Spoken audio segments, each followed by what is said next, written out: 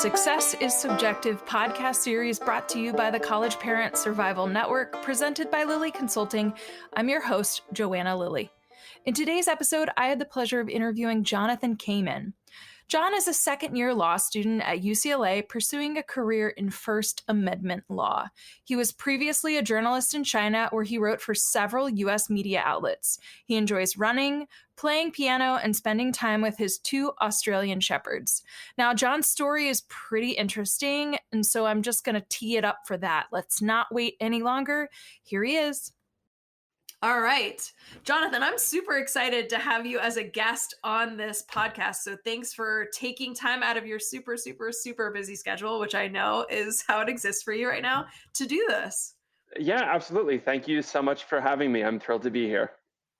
Let's just dive right in. Why don't you go ahead and tell the listeners, where did you grow up? And then what were you hearing from your immediate family about the importance of post-secondary education? Or maybe importance wasn't the word.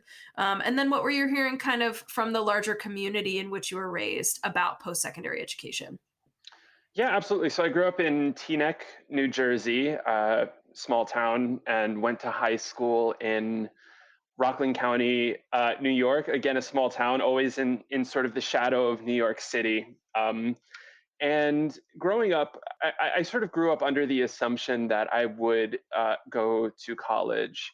And my parents really pushed me to go to college. I mean, it wasn't a pressure cooker environment or anything, but there was always this sort of awareness in my family that getting a bachelor's degree would pay off down the line and that it was the wise course of action. I was a pretty creative kid growing up. I loved playing music and writing, and I initially thought that I would go to school for film or for music or something like that. And you know, my parents sort of gently nudged me into more of an all-purpose liberal arts education, and that ended up sitting really well for me. I feel like there's a lot that you can learn. Like when you're that young, it's really hard to know what you want your craft to be and what you want to do in life, and you have time to figure it out. So I think getting a broad-based liberal arts education is really a great thing, and it worked out well for me. I ended up studying cognitive science and Chinese and all sorts of other things that I now look upon very fondly and that have benefited me quite a bit. Well, and that's so fascinating because those to me feel like very unique kind of courses of study, right? Like Yeah. that's really setting you up for some of the work that you actually ended up doing, which we'll get into here in a second. But just in general, other than the liberal arts as education aspect of the work that you did, was there any like transition struggles for you, or was moving into higher education a pretty seamless experience for you in that kind of period in your life? I would say that moving into higher education was pretty seamless. It's something that I knew I wanted. Like I never questioned my decision to go to college. There was never any thought of dropping out. That said, my first year, I went to Vassar College in New York, and um, great school, beautiful campus, really smart people, really great professors. But my first year was really, really hard, psychologically, academically, intellectually. It was a big step up from my public school, high school education, and it took me a while to sort of grasp the reins and figure out what I wanted to do and how to do it. I was also really disillusioned. I took some music classes my first year, and I realized that that well, first off, I was not quite as talented relative to my peers as I thought I was, in my small towns growing up. And second, that it was really hard. That music theory was really hard. I thought I wanted to study philosophy, and philosophy was really hard. Like I couldn't read Immanuel Kant. I just, I would get a paragraph in and realize that I had no idea what was going on. And film was really hard. There was a lot of critical theory involved in the Vassar College film curriculum, and that felt to me more like philosophy than that amazing feeling I would get watching films growing up. And I was in a long distance relationship, and that was really hard too. I'd never done that before, and I was what 18 years old or something, and too immature um, to to really make it work.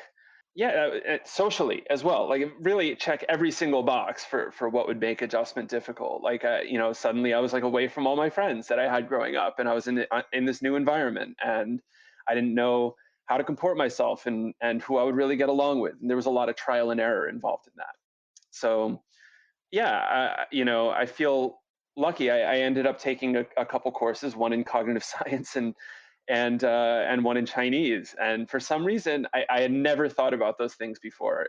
Cognitive science is kind of an interesting mashup of psychology and linguistics and computer science, AI and philosophy and all these other things. And I loved my professor and I loved the material and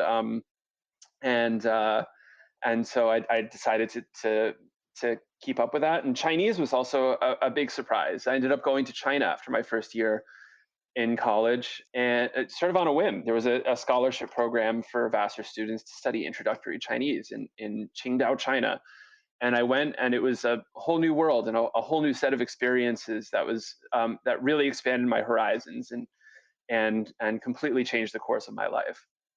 So yeah, being open to those new experiences and those new challenges was really important for me, and also just writing out the tough parts. Well, I like how you actually described it a little bit earlier about like the whole first year, it took a while to really like grasp the reins, right? So that just paints this beautiful image of kind of this rocky, experience where you're like trying to grab a hold. And then once you got it, it's like you're cruising.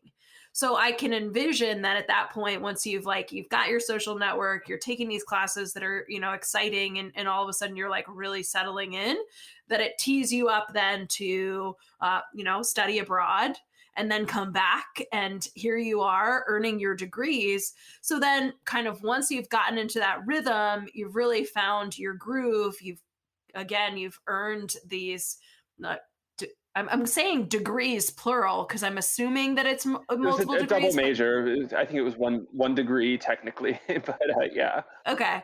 Well, so I mean, it just sound either way, it's pretty profound what you did. And so from that, I'm kind of curious then, as a 21, 22-year old, newly graduated from college, what was the kind of transition post college like for you? That was actually a little bit easier in many ways. So I loved China and I loved Chinese studies. I found it clicked for me in a way that almost nothing else ever had. And so I knew I wanted to go back to China and build a career there. I didn't quite know what that career would be, but I knew I wanted to do it in China. I love the food. I love the people. China back then, especially I graduated from college in 2009, and China was very much an ascendant force. And so I felt like the U.S. was staid and boring, and China was very dynamic, and it was growing, and there was a lot to do there, and the future there was very unpredictable, but also very bright. And that's changed a little bit politically, in the 13 years now since. But I knew I wanted to go back to China, and I applied for scholarships to do independent research in China. I wanted to combine my interests in sort of the arts, which I held on to that. My interest in music and film and so on, and to combine that with China and the sorts of interesting, adventurous experiences I'd come to expect there. So yeah, I got a Fulbright grant, and I returned to China in 2009 and had an exceptional year traveling and writing and recording folk songs in Western China. It was after that that I really struggled. 2010, my Fulbright was over. I had all this experience recording folk songs in Western China, and I had a liberal arts degree, but I had no practical work experience. So or I think I was unemployed for 6 months or so, trying to figure out what to do. I worked for a headhunting firm briefly, was sort of like a job placement firm, trying to find people to fill seats in Chinese tech companies, and I hated it with every fiber of my being. I think I lasted about 2 weeks before me and the company mutually parted ways. I remember I interviewed with an investment bank, and they were like, "Do you know what investment banking even is?" And I was like, "I do no, actually, I don't."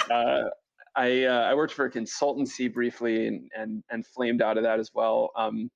So yeah, a really tough time in my life, and then eventually, I just kept writing and kept meeting people, and eventually I landed an internship in journalism, and that really clicked for me, and that ended up setting the stage for the next 7 or 8 years of my life.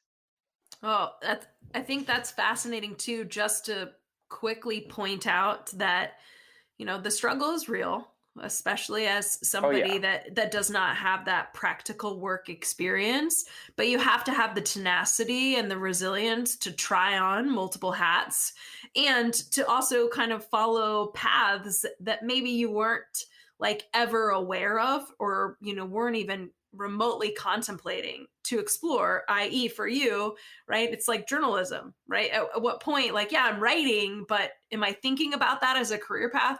Not right, necessarily. I'm more focused on, like, I love China. How do I continue to stay in China? exactly, yeah. No, I mean, for me, it was like, I was trying to build a practical career, and who knows, that might have worked out. I might have found something that I really loved, and in that case, I would have stuck with it. But I didn't. And in the meantime, I tried not to let my frustration get the best of me, and I tried to keep on doing what I loved and what I knew I was good at. And eventually, that did reap rewards. Again, no guarantees. It was just a combination of tenacity and luck, that I ultimately ended up with something that was, at least in the medium term, sustainable for me. You're listening to the Success is Subjective podcast, and I'm your host, Joanna Lilly. As a reminder, if you've missed any past episodes, you can catch them on Apple Podcasts. My guest today is Jonathan Kaiman. Okay, so circling back, Jonathan, you kind of teed us up to that point of, hey, now all of a sudden I stumbled into potentially a journalism career, which you were doing for about 7 years. So why don't you kind of talk about some of the work that you were doing so we can continue to kind of follow along with you with your young adult kind of journey? Absolutely. So I loved my work in journalism. I loved it. I had sort of a strained relationship with it at times. It was a very difficult path, a very unusual path, but ultimately one that was fulfilling for me, and that has contributed to where I am now.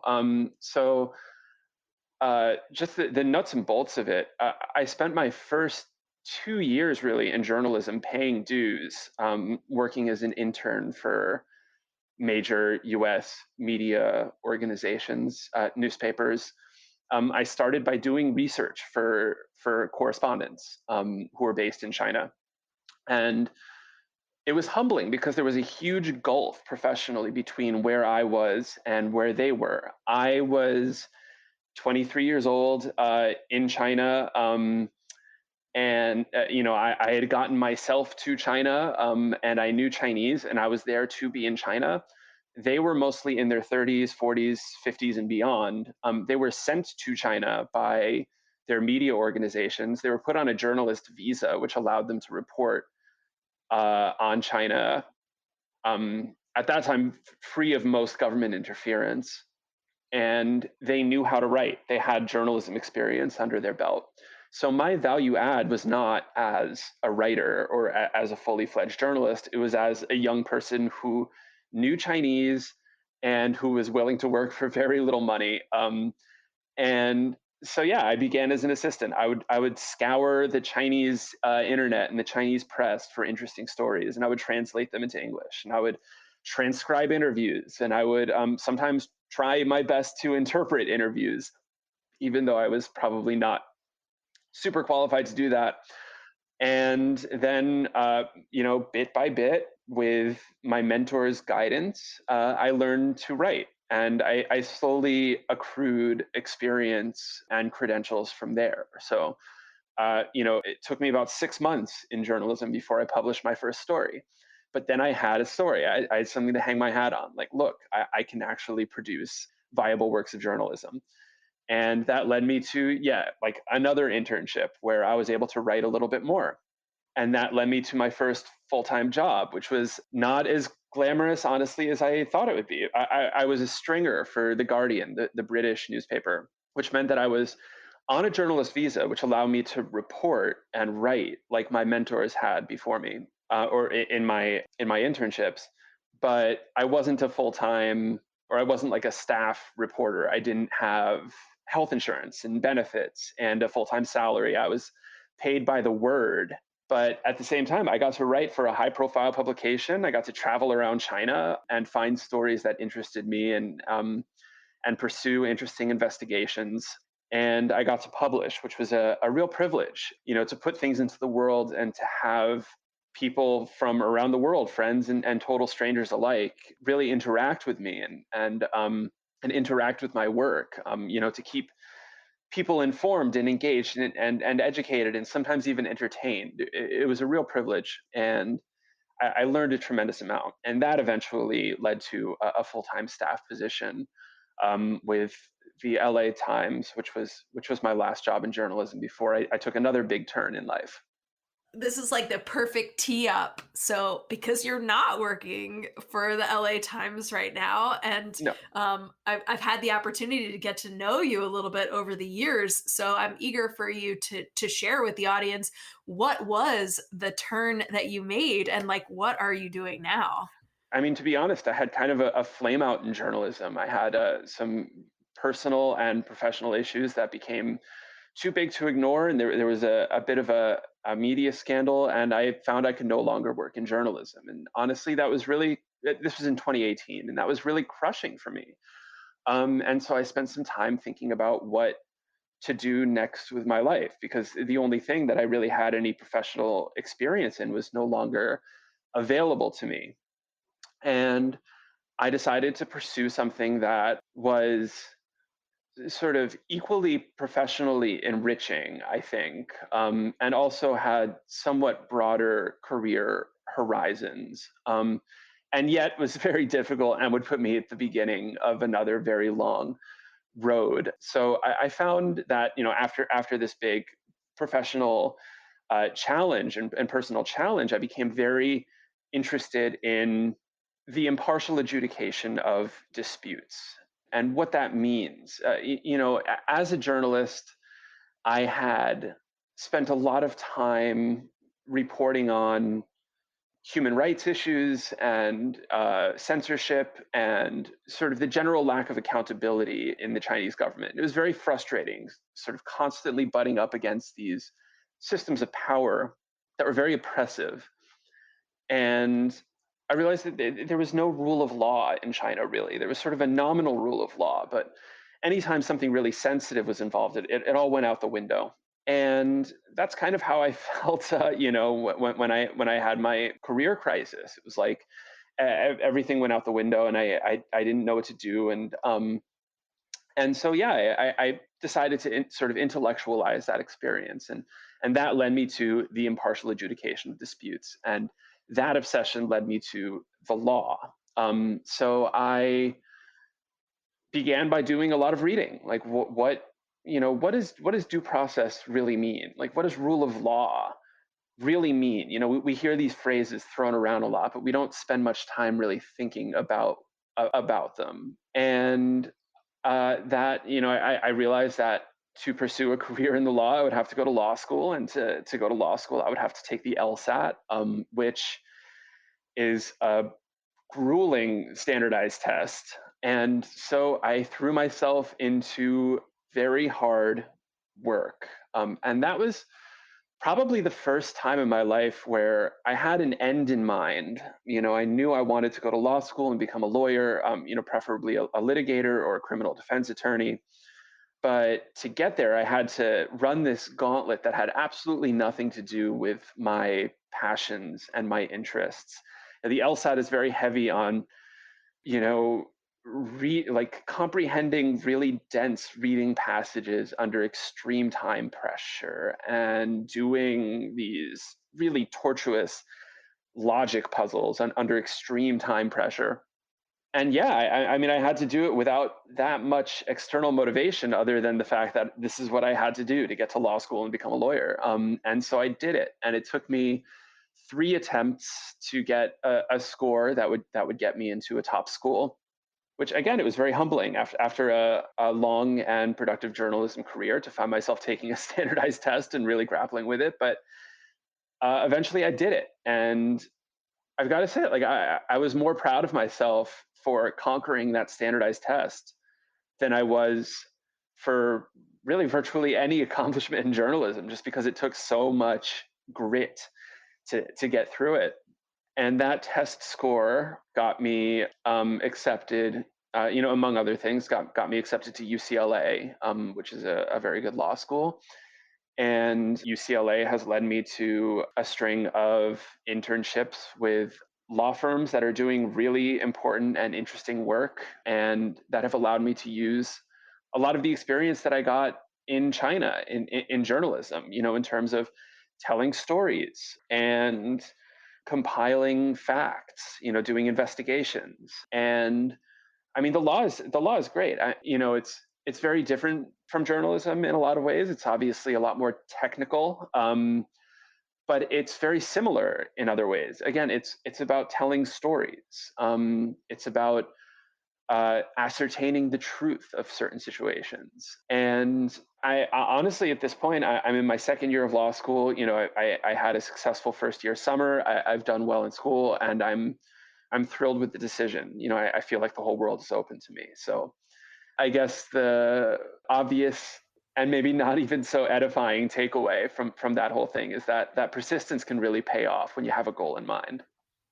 Well, and I think that comment actually potentially sets the stage for the next question that I'm going to ask you.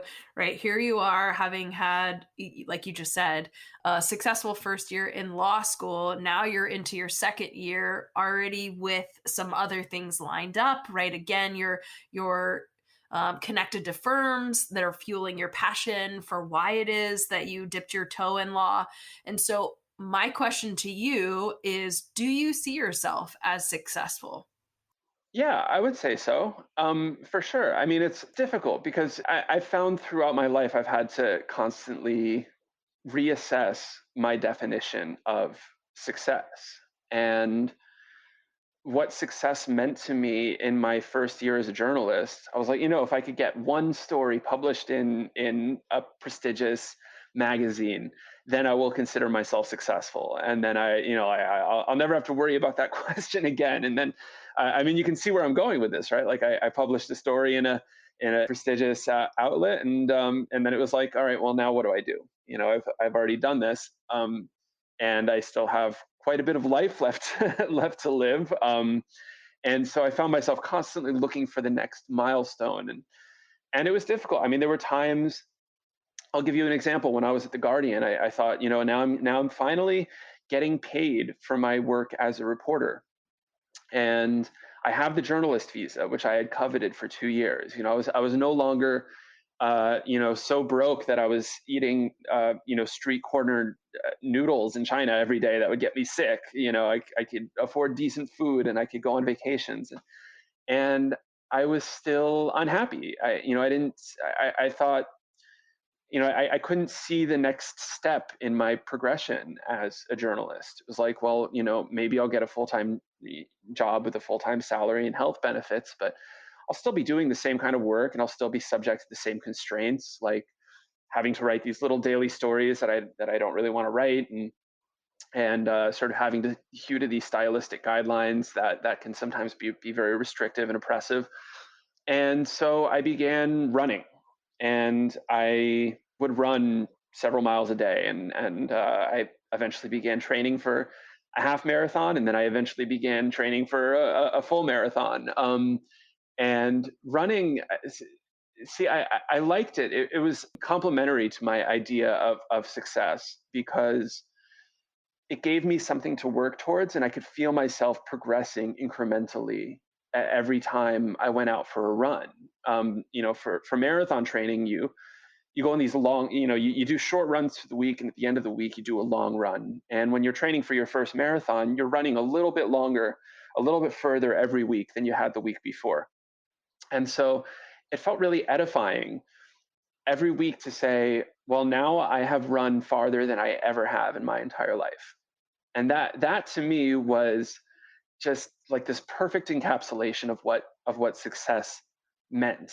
Um, and I knew I was never going to be a world class runner. I was never going to get paid to run, but I could constantly beat my former self out by a little bit every day, and that got me through a period of depression. It got me through a period where I felt my career was stagnating, and ultimately my career did pick up a little bit after that. And eventually I ran a marathon, and it was extremely painful, and I haven't done another one since. But as a metaphor, I think it's apt, and that's kind of how I feel about law school. It's very different from journalism. I'm not publishing stories every day or every week. I don't get these little dopamine hits, but I am learning every day. I learn a little bit more about the law, and I know it's a lifetime pursuit.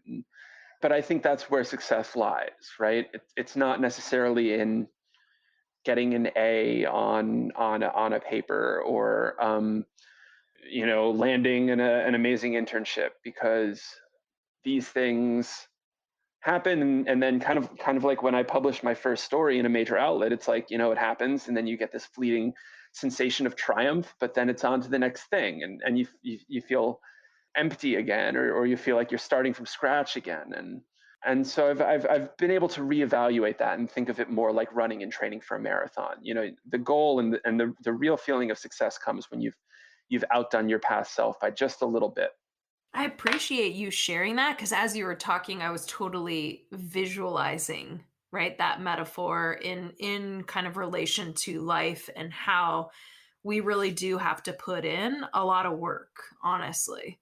So, having never run a marathon myself, I can only imagine the intensity.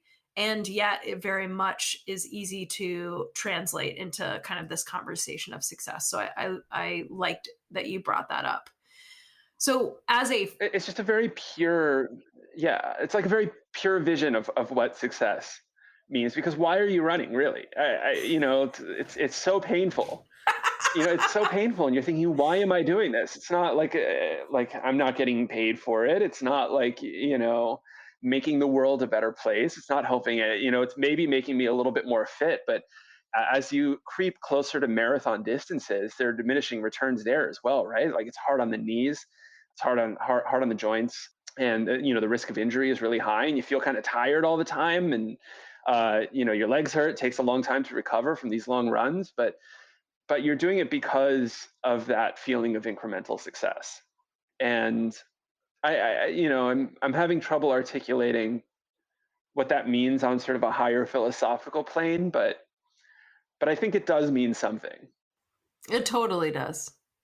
So, for a young, actually, I might kind of divert away from the typical question that I normally ask, which is just like if you could give some advice to a young person who is struggling. I think that's open to interpretation in at what point in your young adult life you want to pinpoint kind of giving advice.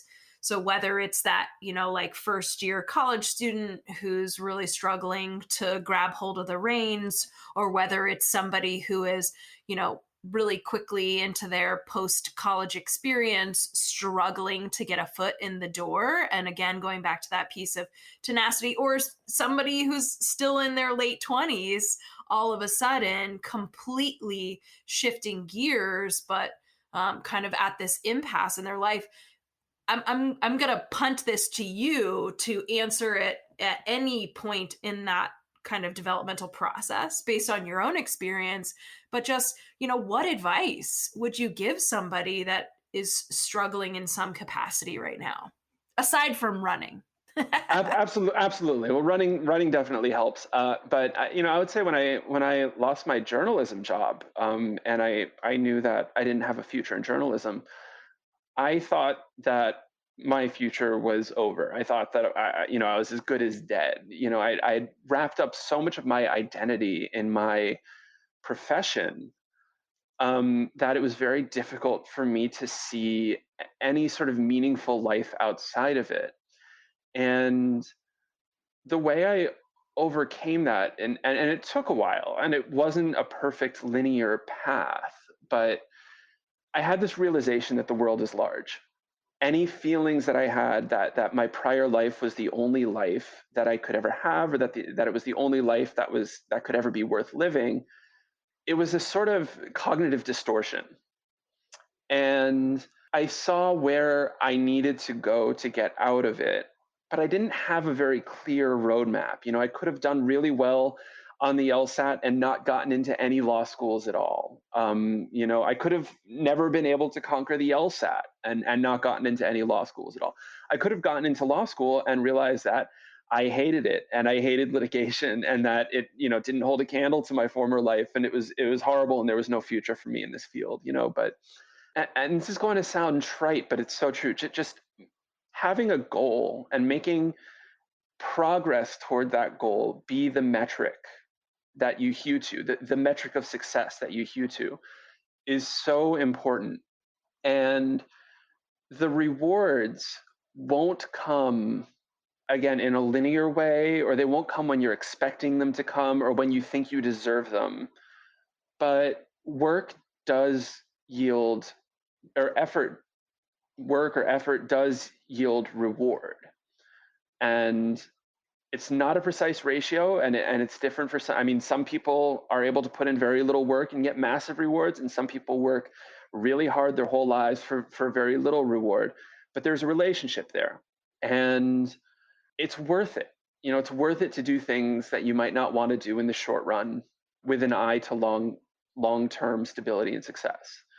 It's worth pushing through. It's worth trying really hard to achieve something, even if you don't know what the ultimate outcome is going to be, you know?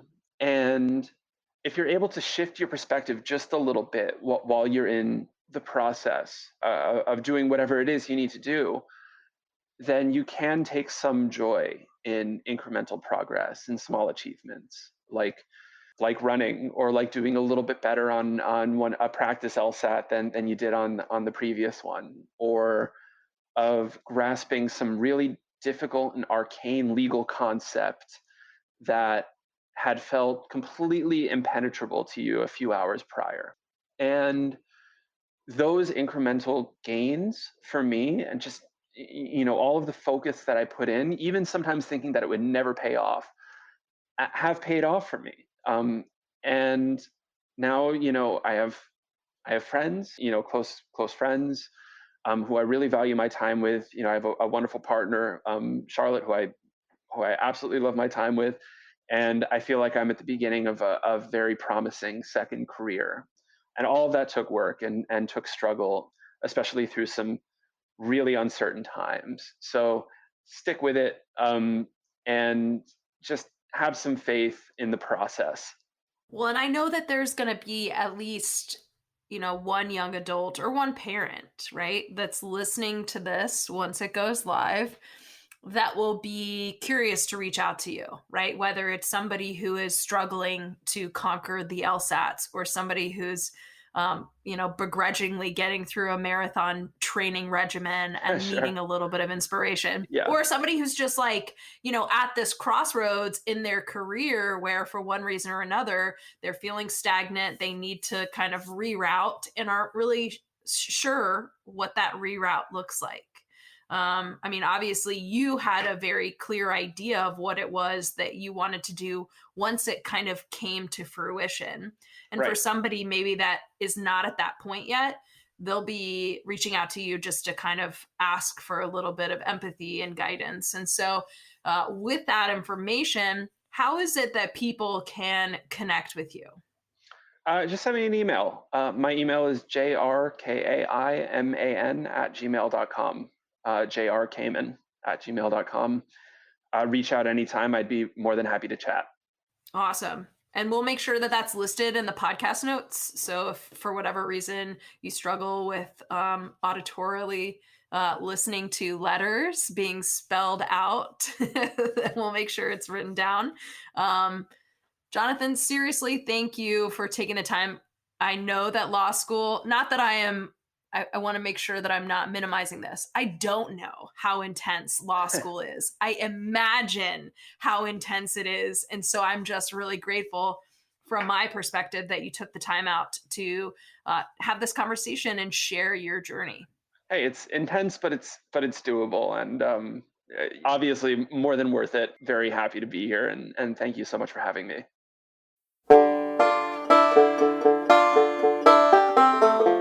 That's it for this week's Success is Subjective episode. Stay tuned for our next episode where you can bet it'll be another amazing human sharing their very personal story with the world. You can follow me, Joanna, on Instagram at Lily Consulting and on Facebook at Lily Consulting LLC. Most importantly, though, check out the resources link on my website at lilyconsulting.com, and that's Lilley consulting.com, or you can just search on Google for Lily Consulting. You can also download and subscribe to listen to the Success is Subjective interviews on any popular podcast app, such as Apple Podcasts, Google Podcasts, iHeartRadio, SoundCloud, Spotify, Stitcher, and TuneIn Radio. Make sure you check out the show notes where you'll find contact information, website details, links to articles, and all social media for our guest. Thank you, our listener, for tuning in, and remember, there is no single path through life. Success is what you make it.